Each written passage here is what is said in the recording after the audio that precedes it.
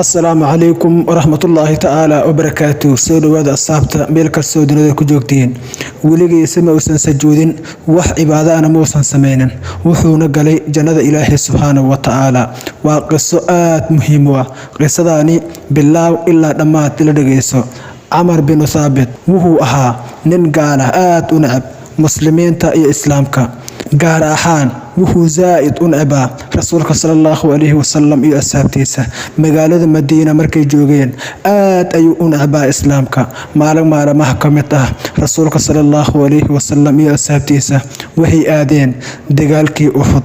Amar bin Thabit Ilaahay subhanahu wa ta'ala ayaa soo xanuuniyay wuxuuna aad u jeclaaday islaamkii kadibna wuxuu ku yiri dadkii waxaan rabaa in la ii geeyo nabi Muhammad sallallahu alayhi wasallam diinta ayaan jecelahay ayuu yiri. Kadib waxay ku yiraahdeen rasuulka iyo asxaabtiisa waxay aadeen buurta Uhud. Markaas ayuu yiri meeshaas waa inaan aadaa. Kadib Amar bin Thabit wuxuu yimid buurtii Uhud wuxuuna la kulmay nabiga sallallahu alayhi wasallam iyo asxaabtiisa wuxuuna ku yiri yaa rasuulallah anigu waxaan rabaa inaan islaamo. Rasuulka sallallahu alayhi wasallam hortiisa ayuu ku islaamay. Kadib rasuulka asxaabtiisa wuxuu ku yiri Amar u dhiib seeftiisa. Amar maalintaas wuxuu u dagaalamay si aan caadi ahayn aad ayuu u dagaalamay gaaladii si daran ayuu ula dagaalamay. ugu dambeyntii waxaa ku dhacday seef dhaawac ayaa gaaray.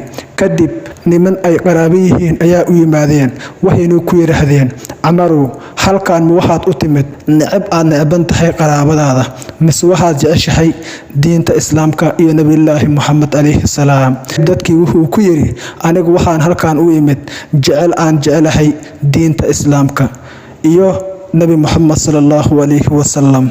halkaan ayaan imid waxaana rasuulka sallallahu alayhi wasallam hortiisa ku qoray tawxiidka Ilaahay subhanahu wa ta'ala. ugu dambeyntii waxaan qaatay seefta dagaalkan ayaan soo galay ilaa ugu dambeyntii i gaaray dhaawacaani. wax yar kadib Amar bin Thabit Ilaahay subhanahu wa ta'ala ayaa oofsaday. asxaabta rasuulka sallallahu alayhi wasallam ayay u yimaadeen waxayna ku yiraahdeen yaa rasuulallah Amar haaladiisa noogu waran maanta ayuu yimid salaad muusan tukanin wax soo muusan sameynin maanta ayuu yimid waana geeriyooday ee noogu waran xaaladda Amar.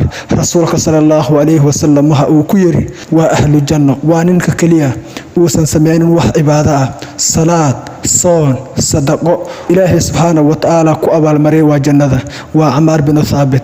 Ilaahay subhanahu wa ta'ala ayaa soo xanuuniyay dad fara badan ayaa xaal rabaa inay ku daydaan asxaabtii rasuulka sallallahu alayhi wasallam. asxaabtii rasuulka sallallahu alayhi wasallam haddii hal mar soo islaamaan waxay ahaan jireen dad diinta islaamka u dhinta sida saxaabigan aad u jeeteen waqtigaas ayuu soo islaamay wuxuu ka qayb galay jihaadka Ilaahay subhanahu wa ta'ala.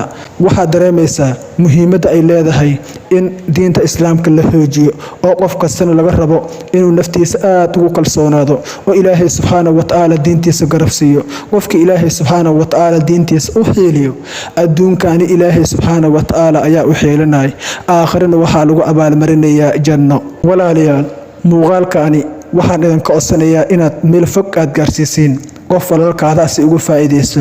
YouTube-kana subscribe noo saar si aan u gaarno 2,000 oo subscribe.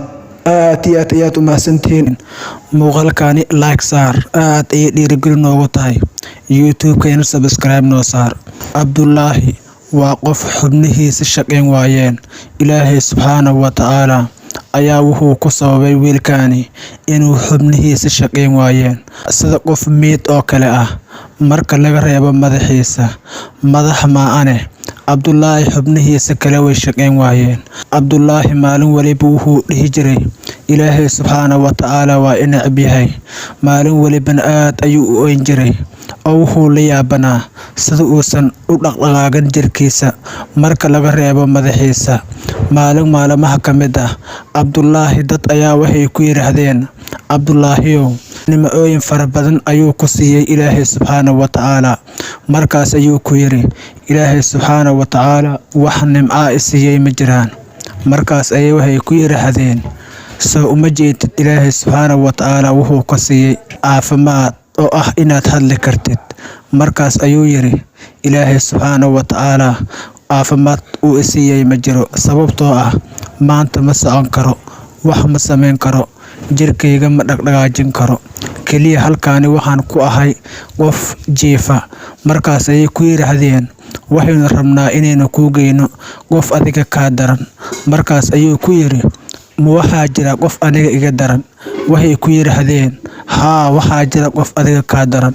Intaas kadib waxaa la keenay isbitaalkii. Kadibna waxaa la tusay qof aad u daran oo uusan wax dhaqaaqa samayn karin. Ninkaani waxaa u dheeraa xitaa ma hadli karo. Markaas ayuu yaabay. Wax yar kadib waxaa dhacday inuu ka yimaado dhiig aad u fara badan. Dhiiggaas oo meeshii ka yimaaday aan la kasaynin. Markaas waxaa la isku dayay in la raadiyo dhiiggii. Raadin kadib waxaa la ogaaday dhiiggu inuu ka yimaaday qofka gacantiisa. Gacantaasna uu ka goostay dooli. Cabdullaahi wuu yaabay. Markaas ayuu wuxuu ku yiri, Ilaahay subxaanahu wa ta'aala ayaa maxad iska leh. Waxaan haystaa nimcooyin aad u fara badan.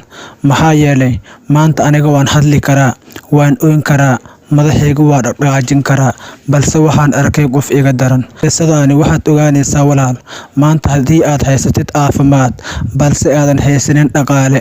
Qof waxaa jira maanta dhaqaale fara badan uu haysto balse uu haysanin wax caafimaad ah. Ilaahay subxaanahu wa ta'aala dadka dhammaantooda muusan dhammaystirin. Qof waliba wax ayaa ka maqan. Waxaa laga rabaa inaad noqotid qof Ilaahay subxaanahu wa ta'aala ku kalsoon. Sidoo kale waxaa laga rabaa inaadan fiirinin qofka kaa sareeyo, balse waa inaad fiirisaa qofka kaa hooseeyo. Dad fara badan ayaa maanta waxay leeyihiin, Ilaahay subxaanahu wa ta'aala xibal dhaqaale fara badan ayuu siiyey, anigana wax dhaqaala ma uusan isiinin. Ilaahay subxaanahu wa ta'aala waa ku jecel yahay. Maxaa yeelay wuxuu ku siiyey caafimaad. Nimcooyinka Ilaahay subxaanahu wa ta'aala lama soo koobi karo. Wa in tacudduu nicmatallahi laa tuhsuuhaa. Haddii aad dhahdeen nimcooyinka Ilaahay subxaanahu wa ta'aala ayaan soo koobaynaa, wax la soo koobi karo ma ahaan. Walaalayaal, muuqaalkaani like saara si meel fog u gaaro. YouTube-keena subscribe noo saara. Intaan muuqaalka aan ku kulmi doono sidaas iyo nabadgelyo. Wassalaamu calaykum waraxmatullaahi ta'aala wabarakaatuh.